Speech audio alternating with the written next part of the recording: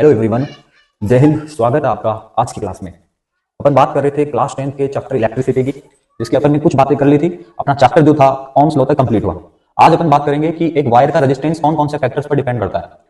तो जनरली देखा जाए तो रेजिस्टेंस जो होगा वो डिफरेंट डिफरेंट फैक्टर्स पर डिपेंड करता है। तो बेसिक जो फैक्टर है एक वायर पर रेजिस्टेंस की डिपेंडेंसी के, तो वो कौन कौन से हैं। पहला जो है बच्चों ध्यान से सुना, इंपॉर्टेंट है बच्चों, एग्जाम में आने वाला टॉपिक है, तो मैं समझा रहा हूं, आपको ध्यान से देखना है। एक वायर का जो रेजिस्टेंस है वो उसकी लेंथ के डायरेक्टली प्रोपोर्शनल होता है। लेंथ पर डिपेंड करता है, यस सर, लेंथ के डायरेक्टली प्रोपोर्शनल होता है।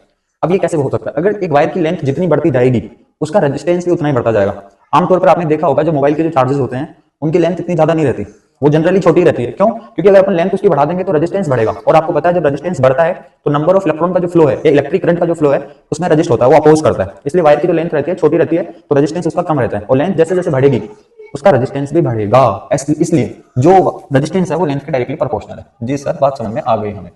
दूसरी बात क्या है, रेजिस्टेंस जो होता है वायर का वो एरिया के क्रॉस सेक्शन एरिया के इनवर्सली प्रोपोर्शनल होता है।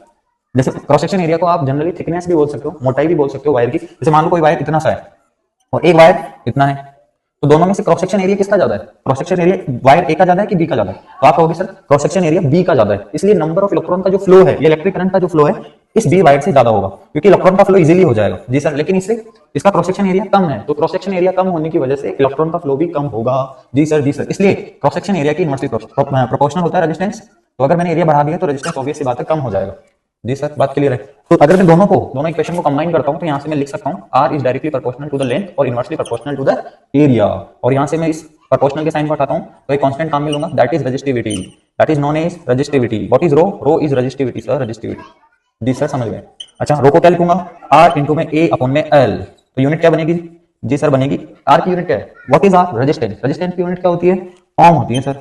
एरिया, यदि इस लेंथ को अगर मैं ये लेंथ है और लेंथ ऑब्वियसली बात है मीटर में रहेगी, तो एरिया क्या होगा? Metre square. This will be metre square. Length किसमें? लेंथ की यूनिट क्या हो जाएगी? मीटर। यस सर, ये कैंसिल हो गया, तो यूनिट क्या बनी सर? बनी ओम गुणा मीटर, ओम गुणा मीटर। तो ये रेजिस्टेंस जो था, दो फैक्टर मैंने आपको बता दिया, लेंथ पर डिपेंड करता है, क्रॉस सेक्शन एरिया पर करता है। तीसरी बात, नेचर ऑफ मटेरियल पर भी रेजिस्टेंस डिपेंड करता है।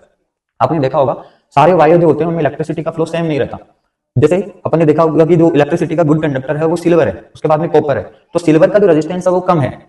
तो सिल्वर वायर जनरली बनाए नहीं जा सकते क्योंकि वो एक्सपेंसिव होते हैं, इसलिए अपन एज उसके कंपैरिजन में अपन कॉपर वायर का इस्तेमाल करते हैं। तो कॉपर वायर का जो रेजिस्टेंस है वो भी एज कंपेयर टू सिल्वर हालांकि थोड़ा ज्यादा होता है, लेकिन कॉपर वायर को अपन यूज कर सकते हैं। उसके बाद में जैसे हो गए एल्यूमिनियम के वायर हो गए, तो रेजिस्टेंस जो होगा वो नेचर ऑफ मटेरियल पर भी डिपेंड करता है। और चौथी जो बात है, रेजिस्टेंस टेम्परेचर पर भी डिपेंड करता है। हालांकि टेम्परेचर का कंसेप्ट अपने है नहीं, तो अपने केवल तीन ही है। कौन कौन सा? लेंथ के directly proportional, cross section area के इनवर्सली प्रोपोर्शनल, और नेचर ऑफ मटेरियल पर। ओके बच्चों, ये टॉपिक था, एग्जाम में आता रहता है। पढ़ते रहिए। Wish you all the best, revise करिए बेस्ट तरीके से। मिलते हैं आपसे नेक्स्ट वीडियो।